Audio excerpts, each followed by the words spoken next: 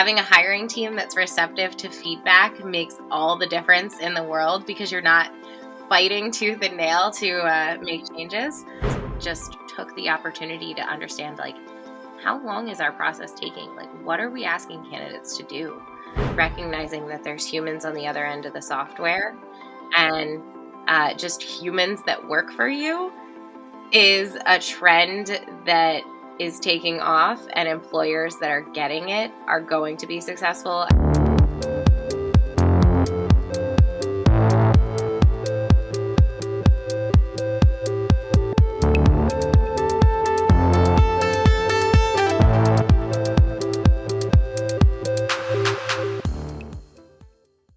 We are here with Kayleigh Waters, Director of Recruiting at WizeHive, an application management platform for grants and scholarships. Kayleigh has extensive experience as a talent acquisition consultant, and I'm super thankful to have her on with us today. Kayleigh, thank you so much for being with us. Yes, hi, thank you. Could you start by telling us a little bit more about WizeHive as a company, what your role is there, and what brought you to this role? Yeah, so WizeHive is, well, I suppose I should start by prefacing this is week 3 with them. So I am still getting into the nitty details of it. But WizeHive is a software as a solution that specializes in grants management, like full life cycle of grants management, scholarships, corporate social responsibility, which is a new trend that's kicking off, including employee giving and volunteer time. So it's a cloud-based solution, and it's really founded on this mission-oriented component that we believe those that are doing good and giving back shouldn't be hindered by technology. So it's a very highly customizable solution. And with the market the way it is, and technology taking off the way it is, that mission-oriented component was a huge piece of why I chose to get involved.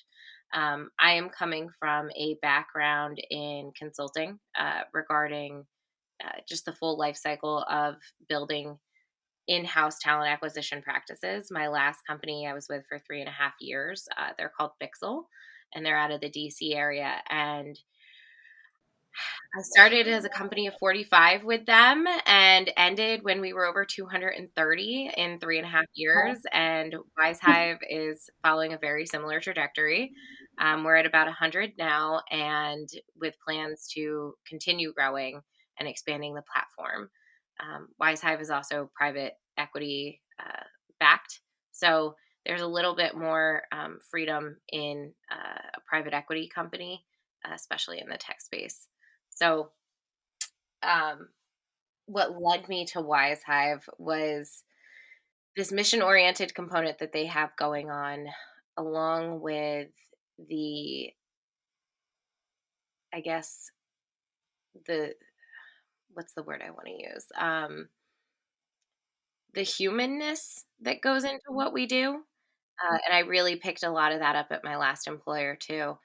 And I think with the trends in the market right now, that alone, recognizing that there's humans on the other end of the software and just humans that work for you is a trend that is taking off, and employers that are getting it are going to be successful, and you're going to see the ones who are not getting it phasing themselves out. Absolutely. Absolutely. And that seems to be another big conversation within this whole, what are candidates looking for now? And they want that human-centric experience. And congrats on the new role with WizeHive. Thank you. So from your previous consulting experiences and seeing the shifts in hiring culture really magnified over the last 2 years, what are some of the best practices that you believe companies should be implementing right now in order to make their recruitment process successful? I think it's twofold, right? You have the recruitment process, which involves the recruitment marketing, the branding, the outreach, the networking. But on the other side of that is the engagement and the retention of your current team. Referrals are and should be the strongest source of hire for most companies, if you're doing it right? People who are happy are going to refer others. And that is going to kind of help hedge out some of this great resignation that's going on, but also just that relationship component tends to be so important in vetting why something is valid and why people should want to work there.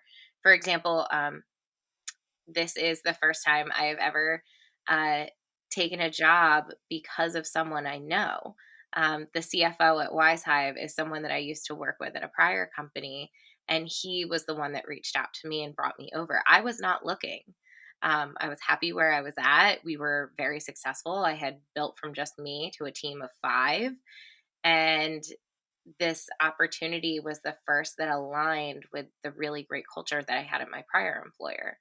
So, as far as best practices, you have to talk about it from both approaches. So, from the recruiting component, things that you should be doing, taking stock of your practice.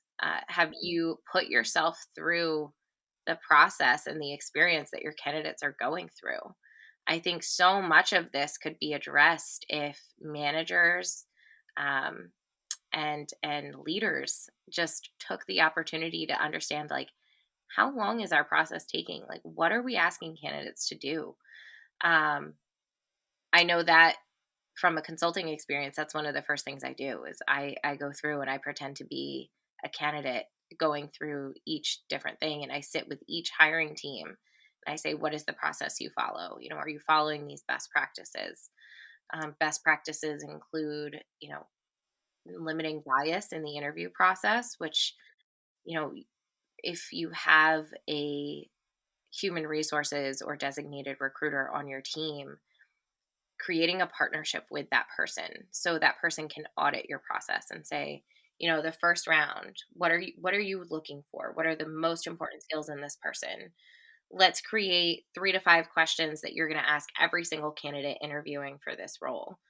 Let's weight their experience on those 3 to 5 most important questions. And then, it absolutely should be conversational. You don't want it to be robotic, but it limits the bias in the interview process when you can have consistent questions that you're weighting candidates on. Um, I think it's really, really important right now for us to be talking about diversity, equity, and inclusion, uh, not because it's a trend, but because we should value the differences that we have within our teams, because those differences are what create that diversity in thought, right? That's how we address the different solutions going on. And I really credit my last employer with instilling this culture of human-centered design, which is a trend that's taking off in the software industry. Um, but it really speaks to, you know, doing the research up front. How do we investigate what candidates are looking for? What is most important to them in the interview process? So designing a pre-screen that addresses, what are you looking for? What are your expectations in a role? Um, what experience are you bringing to the table? What are you looking to gain? Because right now, it's not that employers are the end all be all, right? Candidates are looking for value. I am choosing your company to go to because I am also seeking this kind of growth. Can you offer this to me? I think the pandemic, more than anything, highlighted the flexibility that's required to retain employees. And that's also why I stayed with my last employer and chose WizeHive. I am a mom to a 6-month-old. He is my first. Congratulations. Thank you. It is, we bought a house. We're going through renovations. I have a 6-month-old, and then I decided to change jobs on top of it. So I And some of the stuff you just kind of last spoke to is the great resignation has kind of affected companies of all sizes. Candidates have so many different desires now that they want from the workplace, and they're in a position where they can ask for it. So, kind of expanding on the conversations that you had in terms of flexibility and room for growth, what do you believe candidates want to see kind of respective to company size? I think that's a great question. I think every single person is different. And that's why having a pre-screen that can suss out what each person is looking for is so important, because you can brand yourself accordingly. But you're also collecting that data. You should be leveraging software, going back to the best practices. You should be leveraging software to create those efficiencies. So for me, what I've seen with the changes in the market, the flexibility. So, for example, doctor's appointments not requiring PTO to. I realize not all companies can do this, but if you're in a position to, definitely have those conversations and make that cultural shift. Um, Flexing hours. Today, for example, the baby didn't sleep last night, so I started at 10 and I'm going till 6. Just little things that are kind of giving people the power back in their life, and just the ability to say, like, hey, I'm not myself today. I am going to have a slower day, or I need to cancel this meeting because I'm not mentally in a great place to like be able to talk about this. Obviously, there's still deadlines and things like that, but that is a culture that will Hmm. keep your people happy and keep them there. Um, Again, just I really like that line, giving some people power back in their lives. And what are some of the ways WizeHive has developed a recruitment strategy in order to attract the top talent? well, it's week 3, so we are in the process as we speak. I think for us so far, it's been, and I will give all of my managers credit here. They have been doing a fantastic job of just like asking questions and recognizing that there's things that need to be changed. Having a hiring team that's receptive to feedback makes all the difference in the world, because you're not fighting tooth and nail to make changes. Um, but I think for us, it's looking at what does our application process look like? How can we streamline it to decrease drop off rate? How can we increase the speed in which people are able to submit their names and their resumes? Um, what's the speed they're going through the process? How is our job description accurately reflecting what we do from a corporate social responsibility and mission oriented standpoint to speaking to candidates? So the benefits, what can we offer you? I will say, we talked about something relevant to company size. We're small and we're still in that kind of like tech startup bubble, moving into the mid-size. And y- employers have to recognize where they're at, right, and what they're capable of, financially, and with the limitations of team members that they may have to do some of the overhead tasks.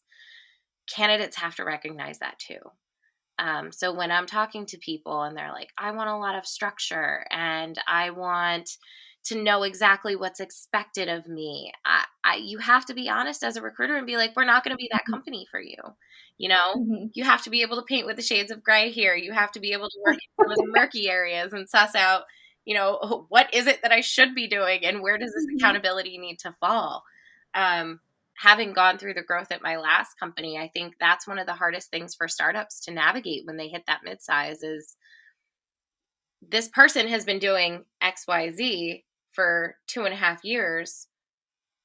They shouldn't stay doing XYZ. You need to recognize, what are they actually doing? Where can we push that responsibility to another person? For example, you usually have one person in HR at a startup and they're handling recruiting, offer letters, onboarding. But as you start to scale, your recruiting needs to become a separate function. The offer letters need to kick over to HR at a certain point. Onboarding needs to go to HR. Your recruiter can't continue doing all of this.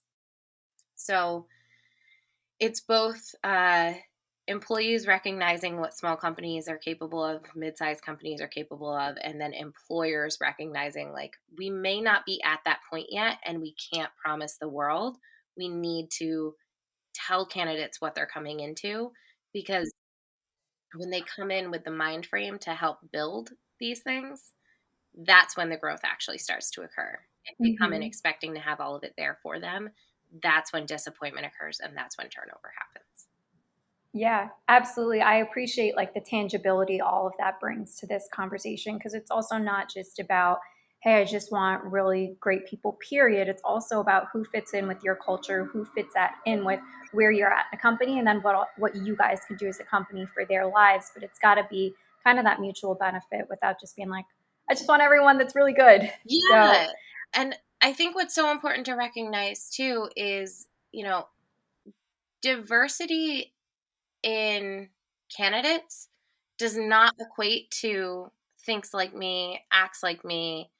You have to have that diversity in thought and experience in order to be reflective of what you're trying to accomplish. And I think it was Adam Grant said the highest compliment is someone not saying you were right or not being able to say you were right, but it's someone acknowledging, like, you made me think, you made me question the circumstances to create a better solution or a better thought process and an alternative way of doing something.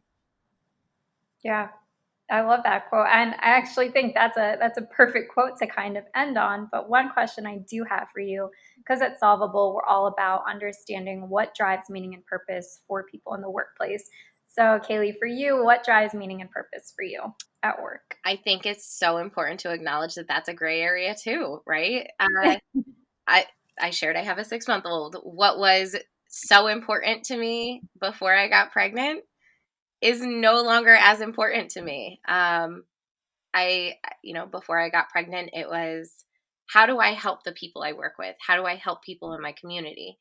And while that's still a driving factor for me, that's a driving factor with set time now. That boundary has been put up because what's happening inside my home is now my number one priority. I want my son to grow up to be kind. I want him to grow up to work hard and think out of the box and, all of these things. So it's who I am professionally is overlapping with who I am personally. And for me, that's going to continue to be a flexible work environment. It's going to continue to be the value that I create for others in my personal and professional life. But now more than anything, I'm focusing on who I'm networking with, the way they think, uh, how I can develop professionally. So it's the people I'm surrounding myself with. One of my favorite expressions is, you are the sum of your whole, right? It's not just one facet of my life that's contributing to who I am. It's who I'm surrounding myself with. So I'm really taking stock in who can push my thought, who can challenge my thought, who is dedicated to helping people the same way. Deloitte actually, I think, published their 2001 study on like millennials and Gen Z and what they're looking for and what the pandemic kind of did to shape the way they're looking at the workforce and like their personal lives. And the one trend that's emerging is that personal and professional is overlapping now. And it's going to stay. It's not going anywhere. So, yeah. Thank you so much, Kayleigh. I feel like that's kind of a perfect perspective that you're offering, both from what companies should be doing, how to do it correctly, but also really getting inside the candidate's head as someone that kind of went through it yourself. So thank you so much for being here today with us. And thank you all for listening to Architects of Contemporary Hiring. Thank you.